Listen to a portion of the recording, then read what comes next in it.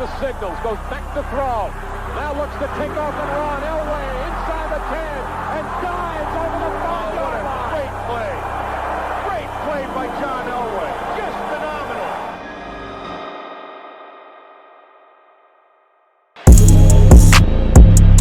Check swing roller. Tulowitzki. Colorado's the National League champion.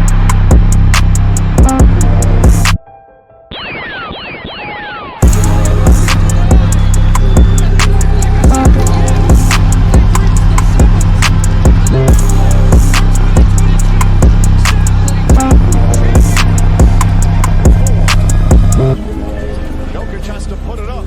Falling away, puts it up. Bang! Nikola Jokic knocks it down. His foot was on the line. A two-pointer.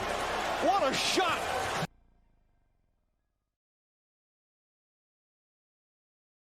What is up, everybody? Welcome into Talking BS. I'm your host, Steven Zamora. As always, you can follow me on Twitter at ZamoraBSB. I cover the Denver Nuggets and the NBA at large week to week. So please, if you like this content that I'm giving you guys every week, go ahead and like the video. At the end of it, I ask if you do really like all the content to please subscribe to the channel. I work very hard on all this stuff, and I'm doing my best I can to bring you the best NBA content that I possibly can give you. As far as NBA content, last week I produced an article. I went over it, and it covers the Eastern Conference, and we cover trade targets that every team in the Eastern Conference should be going after, give you some ideas as fans. I see a lot of people go into the trade machine and whatnot and, try to get different targets and stuff. And so it's a little article just to give you some ideas of the kind of targets that these teams should be trading for. Last week I did the whole Eastern Conference. This week we're doing the Western Conference, how to put on for my Nuggets and all the other teams out West. So we're going to get into that in a little bit. But first, as always, I always start the show off with a thank you, right? Thank you guys so much for being here and being with me today. I really do appreciate it so much. You have no idea. And all the kind words and all the love I get. And I just appreciate everything you guys are doing. But without further ado, let's get into it. Big loss to the 76ers. I just want to explain to my people on Twitter that are, and on Reddit that, follow me and listen to my opinions on these things. I was pretty upset about the 76ers game. Let me explain something. I am not a doomer. I'm not the type of guy that sees a regular season game against an Eastern Conference team and gets worried about it. But I will say that game pissed me off particularly. I wanted to get this off my chest. Nikola Jokic and Joel Embiid came in at the exact same time. There was about 7 minutes left. They came in together. The game was tied 78-78. What proceeded to happen after that is what pissed me off about that game. Our team, our starters, our Denver Nuggets starters completely shit the bed. And they just had a terrible performance, right? Jamal turned it over a bunch of times in a row. They tried to give it to AG once. AG turned the ball over. We were missing shots. Terrible defense. Oh, my God. It was pissing me off. And the thing I think that gets me the most mad is that we were given chances, man. We were not playing defense. The defense we were playing was pretty fucking bad. Tyrese Maxey ran right by Jamal Murray into Jokic, and Jokic fouled him and didn't get a call. So what did we do? We ran down the floor and turned the ball over. I forgot what happened, but just stuff like that over and over again. Really annoying game. Jamal had a bad game. He was thoroughly outplayed by Tyrese Maxey. With that said, the Celtics game was amazing, right? Jamal Murray comes back, 35 points, I believe, in that game. He went off. It was an awesome game. What I loved about it was the exact opposite of what the 76ers game was. They fought, right?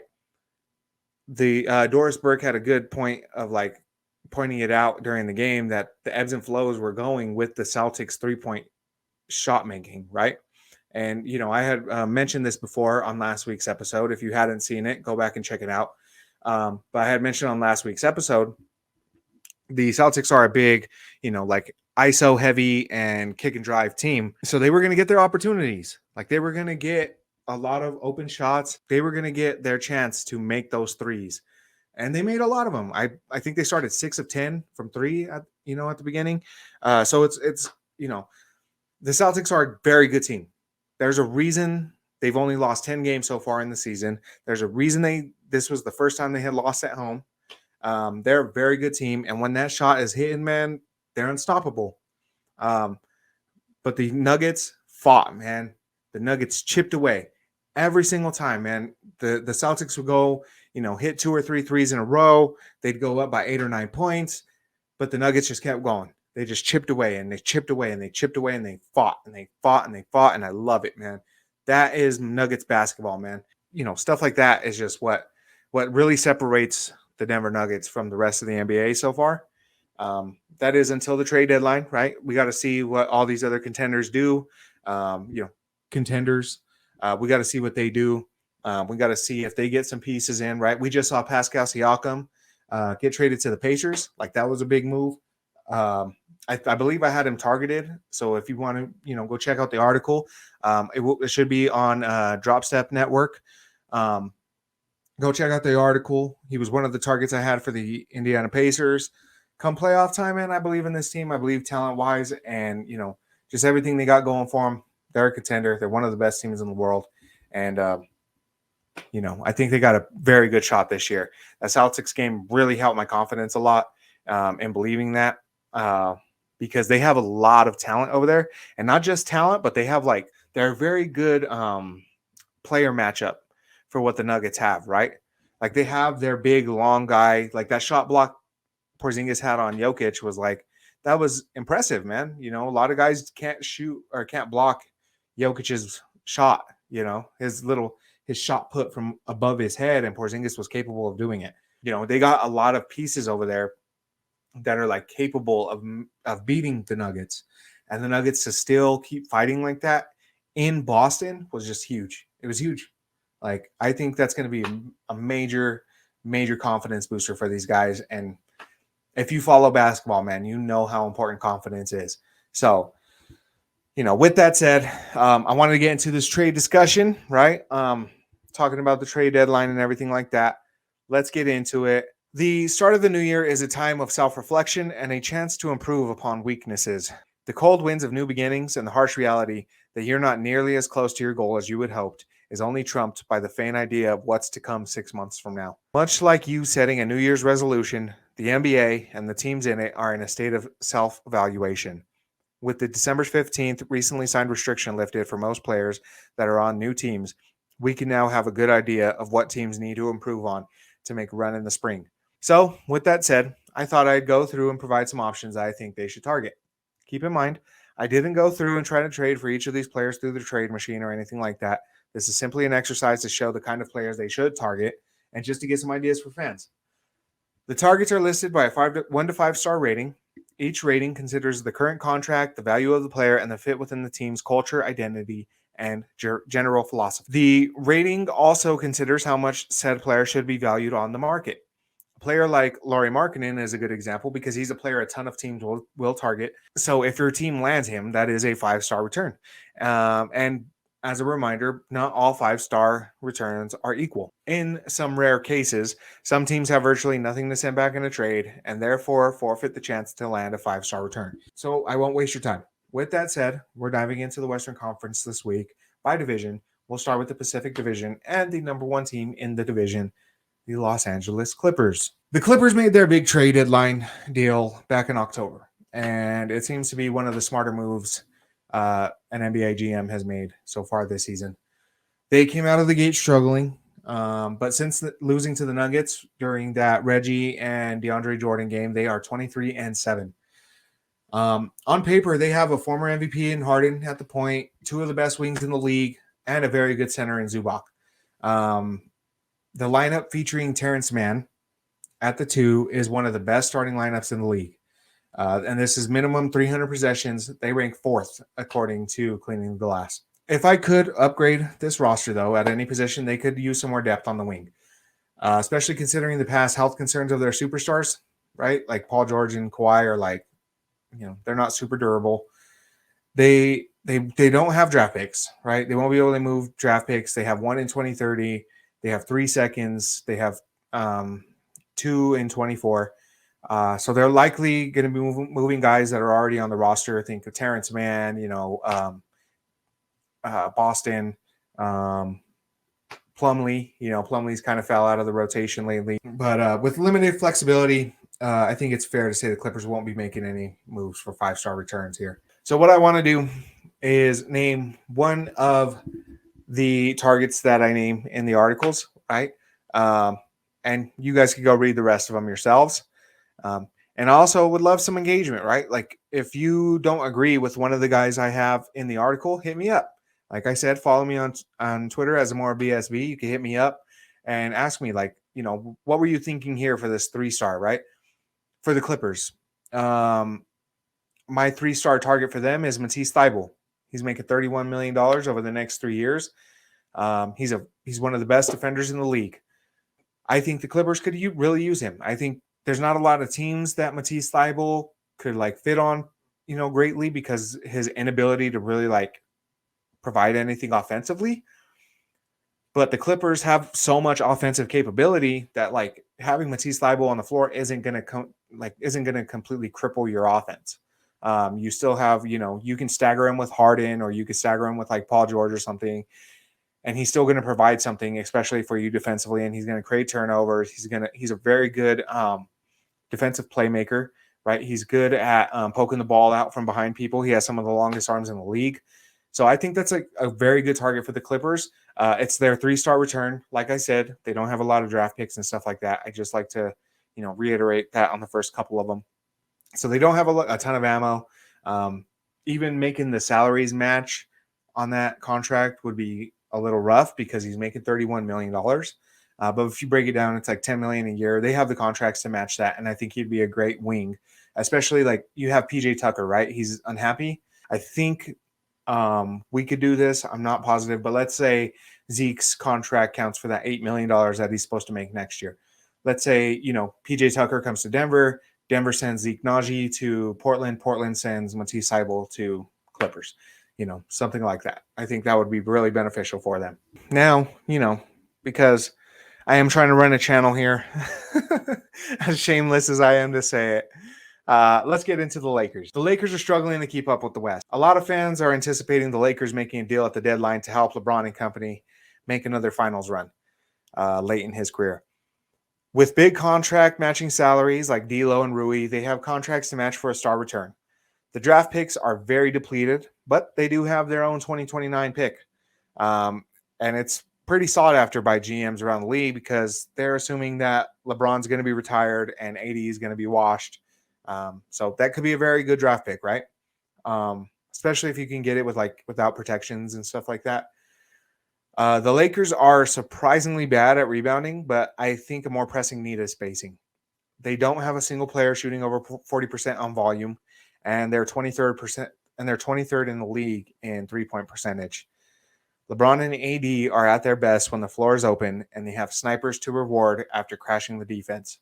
If they want a 5-star return, though, the truth is they're probably going to have to offer Austin Reeves in order to get that. You know what? I'll give you a little sneak peek because I've done this trade before. My 4-star is Zach LaVine.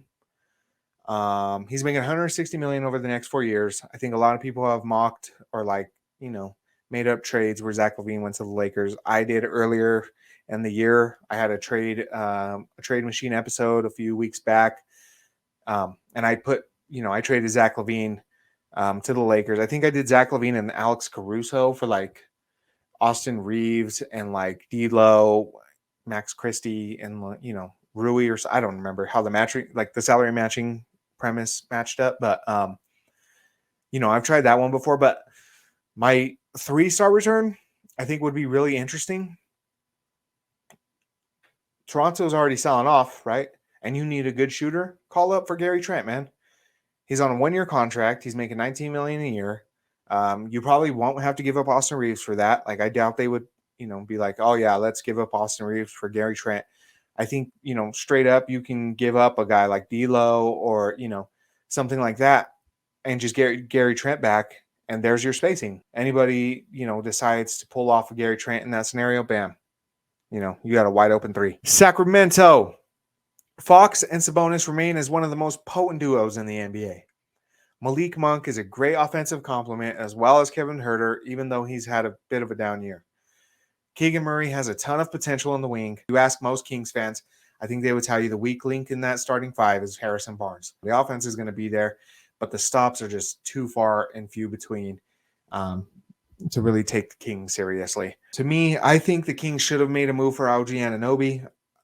I feel like they're being kind of I don't know, prude with like how they're moving. I think they're like a little too scared to like really make any moves. And I don't think and I don't blame them, right? This is the first time they've really been good in years. I think a fun little experimental piece for this team, and I just mentioned him before, but like my 1-star return, if you could get PJ Tucker, right? $22 million over the next 2 years. He's a vet guy. He's got a ton of experience. He would really help that team with his leadership and like, he's been in big games, like huge games. But I think PJ Tucker could add a lot to that locker room mostly, and that team on the court. And like I said, this is just a 1-star return. They have better options out there that you could go for. But, if you want to see those, go check out the article. So Golden State is like a shell of its former self so far this season. Clay just isn't Clay anymore, and like it's obvious. Draymond is causing more trouble than he's helping. The young guys and fans are like getting frustrated with Kerr's rotation choices. Try saying that a bunch of times fast. Kerr's rotation choices. Golden State is the classic team with 11 guys who like all deserve time, but none of them are real like difference makers. The Warriors need another star, man. They do. They need another star to help Steph. They have the salary. Are they willing to part with Clay, Dre, Steph? ESPN's pushing that narrative. Personally, I couldn't like, I feel for you, Warriors fans. Like I couldn't imagine, 10 years from now, 5 years, I don't know, between 5 and 10 years from now, that the Nuggets are like, in this spot that you guys are in, and they're like talking about trading either Jamal Murray or Michael Porter Jr. away or Aaron Gordon or something. I'd be heartbroken. Those are my guys, So the reality is, if they want a chance to make another finals run in the near future, they have to consider it. And if you don't want to, if that's not the move, and you want to try to get those guys one more title, you got to try to move one of them young guys, at least one of them, right? You got to move Moody, you got to move Kuminga, something like that. The 4-star return I have for this article, I think would be a big help for these guys. I don't know how realistic it is, but if you can go get Mikal Bridges from Brooklyn, oh buddy, he could be sort of another splash brother. Brooklyn's probably not looking to tank. So it is, like I said, it's going to be hard to get Mikal Bridges out of there, but maybe they're a big Kuminga fan. Maybe they're like, oh, you know what? We missed out on Kuminga the first time. We're going to get him this time, something like that. I think that'll work. Now, for my least favorite team in the Pacific Division, the Phoenix Suns. They blew their entire load like no other team has since the Nets traded for Paul Pierce and KG back in 2013. In my opinion, they have the worst draft capital situation in the NBA. Like, needless to say, they are not making a move for Lauri Markkanen. What Phoenix needs come playoff time more than anything is a big man who could defend and rebound. And a wing who could defend would be nice, but, like Nurkic has health issues, and you always got Nikola Jokic lurking. Like, you need a big man. So Phoenix would be wise to look at the market for another big. This is one of my favorite ones of this whole article. 5-star return for the Suns. If they can do it, if they can get Jakob Poeltl, I think that is the center that the Suns need, man. He's huge, right? I think he's like 7'1", 240, 250, something like that. He's one of the best rebounding centers in the league. He's one of the better defenders in the league in that low post. He's a pretty good passer. He's a smart player. I think that's exactly what the Suns need. Now let's head up north to the Northwest Division. We're going to start with the number 1 team in the West, the Minnesota Timberwolves. Not a lot of holes on this roster, right? So it's hard to make trades for them. The only places I'd like to see another option is like a backup guard. They signed Shake Milton to be like someone who could handle, like create a shot, get a bucket, help come kind of supply some of the scoring off the bench, but he's not been very good this year. My 4-star return for them, because they don't have a ton, right? They don't have a lot of stuff to trade back. They spent a lot of stuff in that Rudy Gobert trade. If they can go get Bones Highland from the Clippers, like that's what they need, and he would be hid right? Like he wouldn't be such a liability on that team because it has so many good like defenders. I think, and then Bones is a Conley guy. I think Tim Conley would love to have Bones on his team. He's only making $5 million over the next 2 years. The number 2 team in the Western Conference, which just happens to be in our division as well. God damn, the Northwest Division is getting crazy. Let's talk about my 1-star return here because the Thunder are scary as shit. And if they have so much ammo and stuff like that, they could get a guy like who's on my 5-star return. And it's completely ridiculous. Like, I know it's ridiculous. My 5-star return is fucking off the wall. But it would be nuts. Like if you went to the Oklahoma City Thunder, that would be, man, the Nuggets would have some problems. So I'm going to talk about my 1-star return before I get any ideas in your guys' head, because this is still going to be a fun one. Let's say Jalen Green goes to Oklahoma City, right? He gets a little bit of time, maybe he even comes off the bench, right? Because you probably still want to start Giddey. But Green is like a good option. He's a former number 2 pick. He can score 30 points if he wanted to in a game. And they need that kind of guy. And he's got a ton of potential, and it's not out of the realm of possibility for Oklahoma City to acquire him. The Utah Jazz, they have been kicking ass lately. So I don't see them really trading away like Laurie or anything anymore. The reality is that Utah's winning games, and Will Hardy has those guys playing like really good cohesive ball. Like Bill Simmons mentioned the other day that like whenever you assume Danny Ainge is going to zig, he zags, right? And every time you think he's going to zag, he zigs. Let's add some talent, right? Let's add some guys, and I think they need a good guard. So that's what I aimed at here. So why not go for this 5-star return? LaMelo Ball. Could you imagine? Right? LaMelo Ball, Lauri Markkanen, Walker Kessler. I think he's a great compliment to Lauri, right? I mean, he's a great playmaker. He's great at setting up options on offense and manipulating defenses and stuff like that. And you get Lauri open on the wing or something, and now he can create off of that. Like, there's a lot of options. Walker Kessler, right, is a good pick and roll partner for him. I think that's a good team. Like I said, 5-star return, probably not likely. I doubt Charlotte's willing to give up on LaMelo already, but if the Utah Jazz could get him, I think that's a good spot for him. Portland Trailblazers. The Blazers are one of the bottom 5 teams in the league, but they do have a lot of intriguing pieces. But the thing is that those are all guards, right? You need. Personally, I would want a big man who can complement those guys. You got Anthony Simons right now. Are you really going to play like a scoop Anthony Simons backcourt? You just went through that with Dame and CJ. But the Blazers need a building block in that front court, or like a wing or something to pair with those guys. I wouldn't mind a front court guy that's even ahead of time, like ahead of schedule, as far as like the progression of the team and stuff like that. But let's do my 4-star return on this one, right? Let's say you ship off Jeremy Grant and you get this guy back, and you have a core of Anthony Simons, Shaedon Sharpe, Scoot Henderson, Jonathan Kuminga. Could you imagine how fucking like fun that team would be? You know what I'm saying? Like, oh man, that shit would be a fun ass team. Like, that would be a really fun team to watch. This team doesn't really have an identity yet, but you can start building one, based on athleticism, and that would be fun as hell. Last but definitely not least, my beloveds, our Denver Nuggets, the reigning defending National Basketball Association champions of the world. In case you forgot. In my opinion, Denver should be in the market for like another scorer or a good big man. Ideally, they might be able to find a big who can stretch the floor, or like a good pick and roll partner for Reggie. But they don't have a lot of ammo left. So, as far as like draft assets and, movable contracts, Booth is going to have to get creative. So let me throw out my 4-star return on this one, because I think this would be a great fit. And I know the team is selling. You definitely have to give up at least like Christian Brown or Strother. If you can get Chris Boucher from Toronto, right? He shoots, he blocks shots. He's good on the block. He's a veteran guy. He's a smart dude. He knows what he's doing. He's been on championship teams before. I think that's a good option for them. And it adds another athlete to the team that, can fit next to AG, can fit next to Jokic in that starting lineup and still, provide something. I always do this. I always start running out of time, and then I have to hurry up on the last few teams. But let's start in the Southwest Division with the Houston Rockets.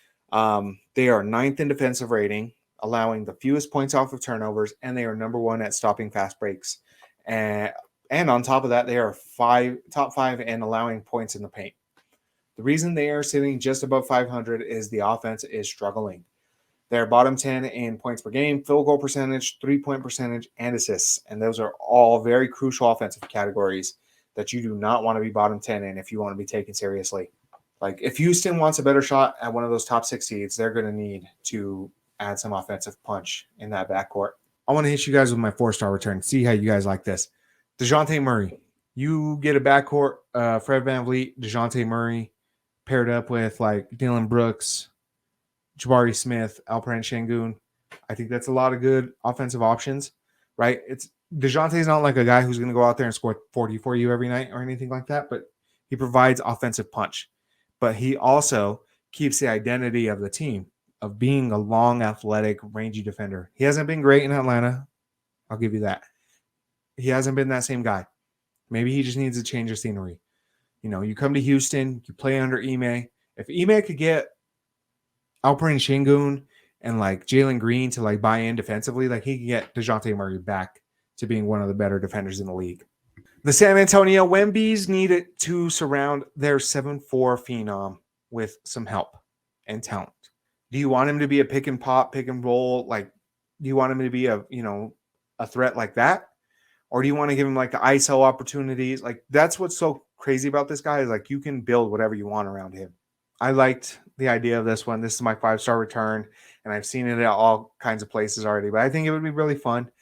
This isn't, necessarily my favorite fit because I'm not like a huge, huge believer in this guy anymore, but like if the Spurs get Trae Young, right? Trae Young and Victor Wembanyama, that would be fun, man. Trae Young is electric, man. And then you got a 7'4" Victor Wembanyama out there just like swatting shots and running the court and, shooting threes and step backs. Oh, man. Like that'd be NBA. Like that would be league pass worthy shit. So the Pelicans, they still have like a ton of ammo from the Anthony Davis, Drew Holiday trades. It's like wild. You turn Drew Holiday and Anthony Davis into like mad picks for the next few years. And people sleep on that, man, because they have so many good players already on their team. You have Zion Williamson. You have Brandon Ingram. They're both number 2s, in my opinion. I think Zion needs somebody who can really show him how to win. I think the same with BI. And they can't show each other how to win. So, personally, I would move one of them at some point. I don't believe in those two.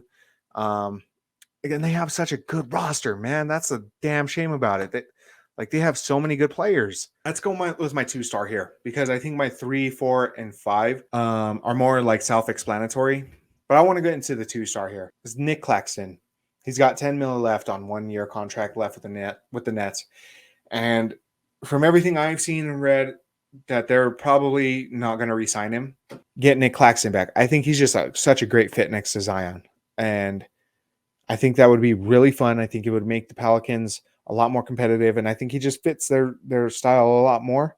And he's a good young player. He's going to keep getting better. And I think New Orleans would really value him more than, some of the other teams in the league. So our second to last team, we're going to go Memphis. And it sucks. I feel bad for Memphis, man. They've lost so many players. Ja Morant is suspended for 25 games, comes back for like a handful of them, looks like an all-NBA player, and then gets hurt. It sucks. Ja Morant's one of my favorite players. Memphis, in reality, should probably just stand pat with this team. But they have to take this season on the chin. My only question, and I've seen this raised quite a bit, will the front office be okay with paying the luxury tax? I mean, for now, they should probably shore up their guard depth with all the injuries that they have. But I mean, I could see them making a big swing and trying to add, something to this core. I'm going to hit you with my 3-star. He's one of the guards. I think he would help this team a lot just to make it through the season. And he's still on a 3-year contract, so you could use him for the next few years. Terry Rozier, you get a good lead guard in there. who could put up some points for you guys. Memphis's problem has never been defense. It's always been trying to get buckets in the half court. And Terry Rozier's, they call him Scary Terry for a reason, man. This guy is a hooper, man. He is a baller. And I think he's completely capable of being, that guy in Memphis. Last but not least, the Dallas Mavericks. Dallas is like a very polarizing team. At first glance, it's Luka Doncic and Kyrie Irving surrounded by like a bunch of meh players. As of this show and this article, they are tied for the 5th best record in the conference. They have a better record right now than Sacramento, Phoenix, the Lakers, and the Warriors. The truth of the matter is that Dallas is pretty good this year. The Mavs are just solid all the way around. It's like the classic Mavs team. They're just really good 1 through 5. They have a bunch of really good versatile players that can cover a lot of holes. Mark Cuban, he was quoted in the Dallas News saying, if we can get a big man who can also create off the dribble, that would be a plus. So that's kind of the targets here. So I wanted to bring up my 2-star return on this one because I think he'd be a wonderful fit. I think the only reason I have him down as a 2-star is like I believe contract matching would probably be pretty rough, especially because he's an older guy and he still has quite a long time on his contract.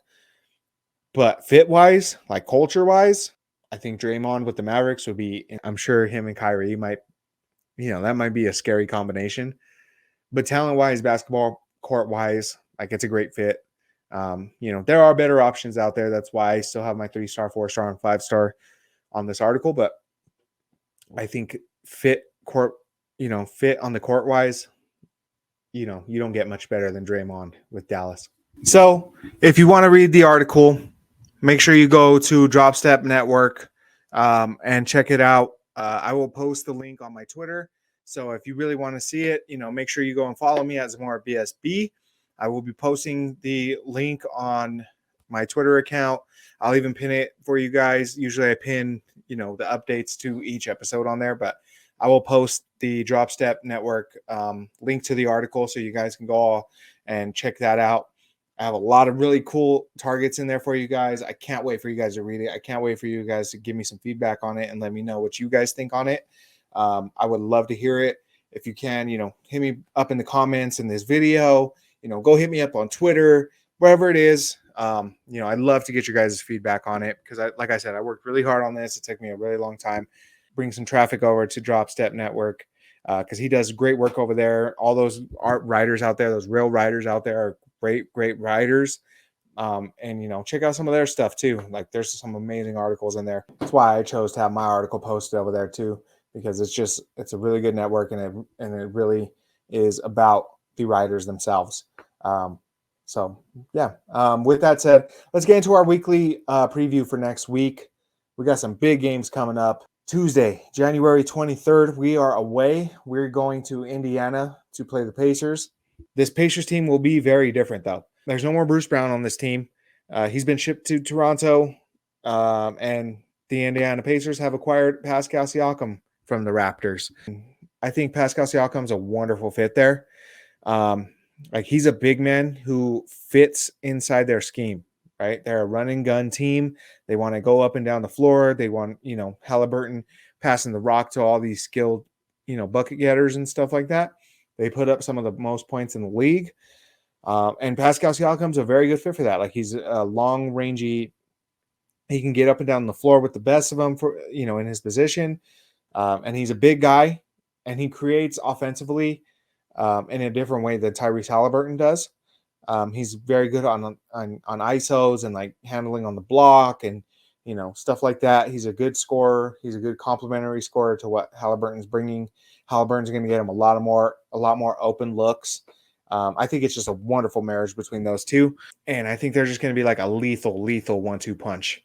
Not even to mention like the ceiling raising that they're about to do on defense, right? Pascal is such a very good, such a good defender. And he fits like defensively, he fits next to Miles Turner so well. Miles Turner is, a great shot blocker and a rim protector. But Pascal Siakam is a great compliment because he's a good, strong guy who can hold guys down on the block and allow Miles Turner to kind of roam off ball and, stuff like that. Offensively, they work together.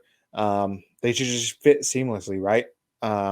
Jokic and AG are going to have their hands full with these guys. I imagine Pascal's probably going to be guarding Jokic on the block a little bit, during this game. AG is going to have to hit his shots, but, he's going to have to get by Miles Turner for that. So, like I said, you could see the kind of trouble that this is going to kind of create for the Nuggets front court. The thing is that the Pacers also traded their best perimeter defender, right? I kind of comp this a lot to the Nuggets trading Gary Harris for Aaron Gordon, right? We plugged a hole in our front court when Jeremy Grant left, but it sacrificed a hole in our back court, and we didn't have anybody to defend guards for like 2 years after we let Gary Harris go. So I think MPJ should have a big game here, right? He's going to be getting defended. Like he's a 6'10" shooter. He's going to be getting guarded by like, Ben Mathurin, who's 6'5", Buddy Hield, 6'5", Aaron Nesmith, 6'5". Like MPJ should have a pretty good game here. It's, I know it's away, but that doesn't really scare me. I think we should get a pretty good W in Indiana. January 25th, we are going to the Big Apple. We're playing Madison Square Garden against the New York Knicks. The Knicks just made a trade for OG Anunoby, and it kicked them in the ass, man. And it has given them a lot of juice since he's come over. They've won 8 of their last 10. They just won against the Raptors the other day. RJ Barrett led Raptors, right? Mitchell Robinson is out. He is getting ankle surgery. There is a small chance he returns before the playoffs. We'll see about that. So he is out. He is probably the best Jokic defender that they have on that team. And nobody's really a very good Jokic defender.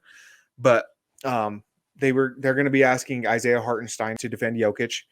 Old pal Isaiah Hartenstein, old backup guy. Jalen Brunson, been amazing this year. He's, one of my favorite players in the league. He's probably going to get matched up with KCP. They're probably going to do some cross matching, I imagine. They're probably going to put OG on Jamal, Jalen on KCP, and vice versa, right? Probably going to match up that way, offensively and defensively. Jokic is going to have Hartenstein, like I said, and Precious Achiuwa. He just came over from the Raptors as well. But so I think Jokic can have. I think this is the chance for Jokic to have the big Garden game that a lot of stars have. I know he's had a couple here or there, but I think this could be a really good big game for him. Also look for that Julius Randle and AG matchup. Julius Randle is one of the only big power forward guys that AG's physicality isn't really going to bother him too much because he's a very big physical guy himself. So that's going to be a fun one, man. Saturday, January 27th, big game here at home. Okay.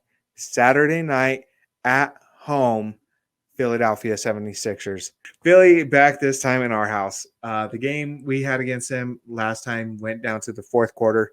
Like I said, Embiid and Jokic came in at the same time, and we just completely shit the bed. That game pissed me off. The Nuggets, and specifically Malone, are going to have to come up with a better wrinkle than doubling Joel Embiid on the post as soon as he catches the ball and leaving Tyrese Maxey wide open. Like, we can't do that again.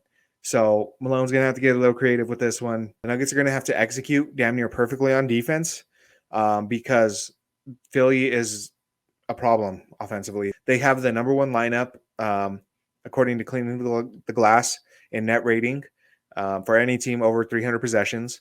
They are at plus 33 net rating. Like, that's crazy. They're like miles ahead of everybody else as far as starting lineups. And they're also number 2 in points per possession, according to Cleaning the Glass. That is the starting lineup of Tyrese Maxey, DeAnthony Melton, Tobias Harris, Nicholas Batum, and Joel Embiid. They've got to double Joel because he is that good. Like, you have to double the guy. He's insane, man. He is one of the best players in the world. Like, legit one of the greatest players in the world. So you have to give him that respect. You have to double the guy. He's going to cook. And he will get into a rhythm again like he did in this last game. You have to mess with his rhythm. You have to throw different looks at him. You have to switch timings on, doubles and stuff like that. Like sometimes you can double him on the catch, like we were, right? But then, maybe the next possession you double him on the drive, right? When he spins. Maybe you double him, as soon as he puts the ball on the floor. Maybe you double him, right when he's looking for a shot. You just have to throw his timing off. You have to throw the rhythm off. You can't let a guy like that get in rhythm. And you have to throw different looks at him. We got to have more Jokic on him. Like at the end of the day, AG is a great defender, but he is 6'8". He is not guarding 7'1" Joel Embiid. Especially with how savvy Embiid is. We saw Embiid can get him into foul trouble. We saw Embiid can catch him in the cookie jar, stuff like that. And Jokic is smart. He's not going to be doing stuff like that. And he's big enough, strong enough to hold him back. Embiid's a great shooter, but I'm going to take, those mid-range and three-point shots that Jokic is giving up to him every time over the Embiid drives on AG and, easy little dump offs and hook shots and, and wide open goddamn teammates. That shit was driving me goddamn nuts. Just giving him wide open teammates, making him look like Jokic out there. So if all that happens, MPJ has a good night shooting, we're at home. The band should play well. I think we could win that. I think we should win that. We really should. We should have won the Philadelphia game if they didn't, shoot themselves in the goddamn foot like dummies. They're going to win this one. Matter of fact, let's guarantee that shit. The Denver Nuggets are going to beat the Philadelphia 76ers when they come to Denver. Oh, my mama. All right, but anyway, with that said, man, I went way too long on this. I'm going to have to, cut a bunch of stuff and edit some stuff out or whatever. But this was fun. Man, I can't believe these 2 articles are actually done. I've never written before. If you guys watch my last episode, I mentioned that. I've never actually I've written before, obviously, right? But I've never really put any of my writing stuff out there like that. So this is huge for me. Like I said, I would really, really, really appreciate it with all my heart and soul if you guys went and checked that out and, gave me some feedback on it and let me know if you guys liked it. If you do, I'll keep making more articles and stuff like that and putting them out there. And, like I said, if you like this video and if you like the content I'm coming out with, hit me with a like. If you can, subscribe to the channel. That would help a ton. I work very hard on this stuff. And, at the end of the day, it's all good vibes. We're just in here vibing. We out here chilling. We enjoying this NBA season so far. We're halfway through it. It's flying by, man. It's crazy. And I love it, man. I love it. Shout out to the NBA champions. Shout out to the Denver Nuggets. Shout out all my people out there. Shout out to Superstar Dev. I appreciate you retweeting me, homie. Shout out to D-Line Co. for giving me some inspirational words. Shout out to Brandon Vogt, all of DMVR basically. Shout out to Brandon Vogt for giving me a lot of advice here. Shout out to Four Corner Pod. Shout out Pete. Shout out Rayvon. Al Boogie. Everybody, man, all my Reddit homies, Twitter, everybody. I love you guys so much, and I appreciate everything you guys do. I appreciate you guys if you're here listening to this right now, and I love you guys so much. Go Nuggets. Have a good week, y'all. Let's go.